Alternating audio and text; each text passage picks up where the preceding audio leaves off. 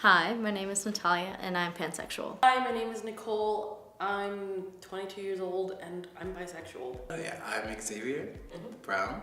I'm a junior and I'm a film and TV major. Oh, I'm gay, like straight up. And I'm a lesbian, but I prefer to say gay. Hi, my name is Peter and I am a transgender male.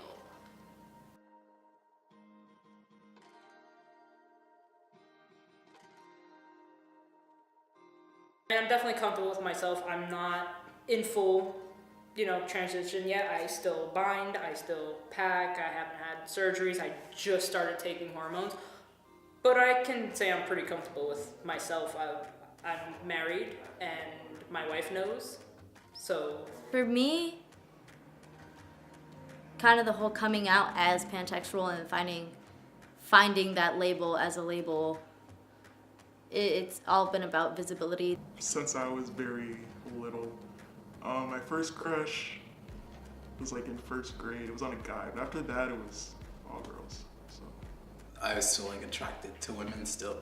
And when 17, I was just like nope. From a young age that I was bi, I just didn't really understand it. And I was outed pretty young when I was in middle school, and it caused a lot of bullying. So I kind of spent a few years in the closet, spent some time kind of just being afraid to be myself.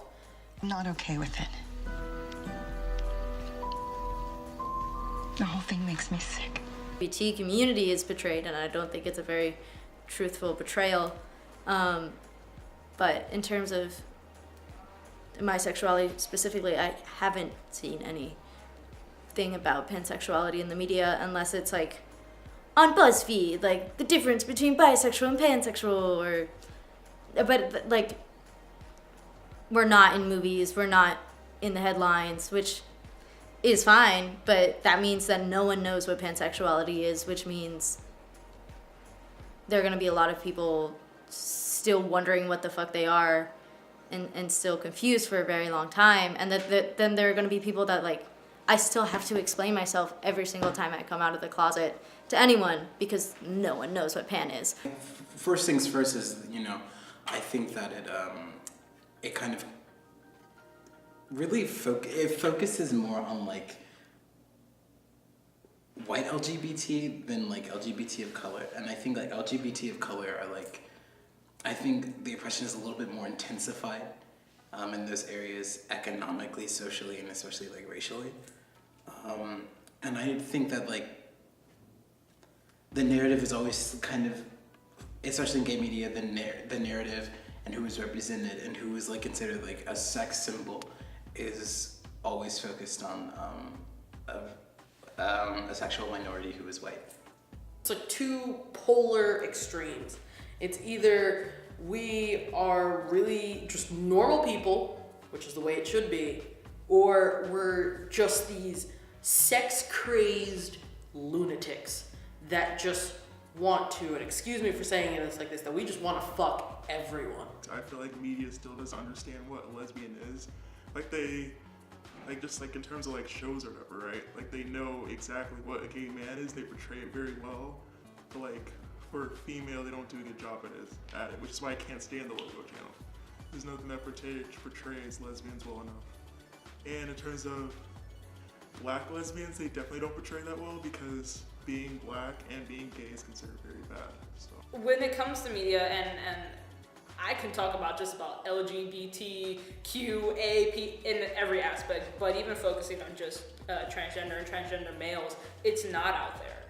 Next to absolutely 0 times. I think one of the only shows I actually know of that had a transgender male was that show The Fosters, where they literally had one transgender, and I haven't finished or whatever watching it, but that was the only transgender male portrayal that I have seen. Other than that, it's always been trans women, and it hasn't always been in the best sense. A lot of times, honestly, LGBT plus characters are killed off for wow factors. They are brought in and then completely everything goes wrong. Everything with those characters goes wrong, where all the straight couples, if you will, have a happy life, and there's got to be something, the meaning within the the gay relationship. There's even, unfortunately, biphobia in the community because they're like, literally people say bisexuality isn't real. And that there's no such thing as like possibly liking one or the other at the same time. Like, men are beautiful, women are beautiful. People would consider stereotypes of gay men, I don't mind, because I think like people when they see, especially when they see gay men, and they're feminine, like they consider that a stereotype, but I don't think like femininity is anything to be ashamed of.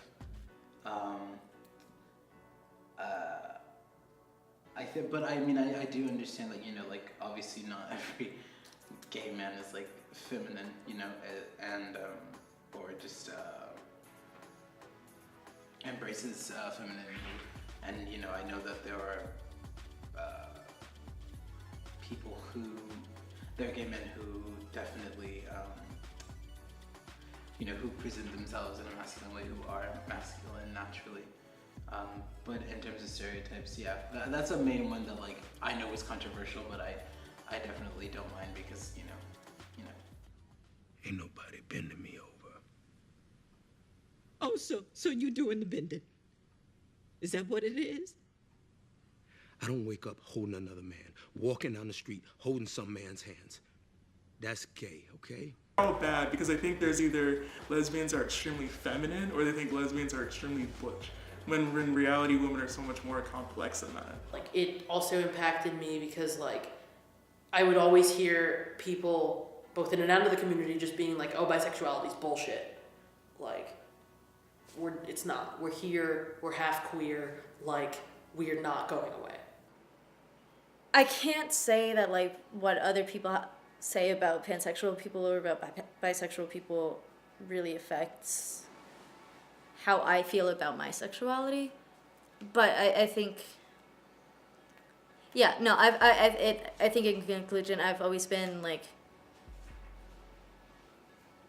comfortable with the idea of being queer and being not straight, but I was never really comfortable with the idea of being just straight. I don't know why.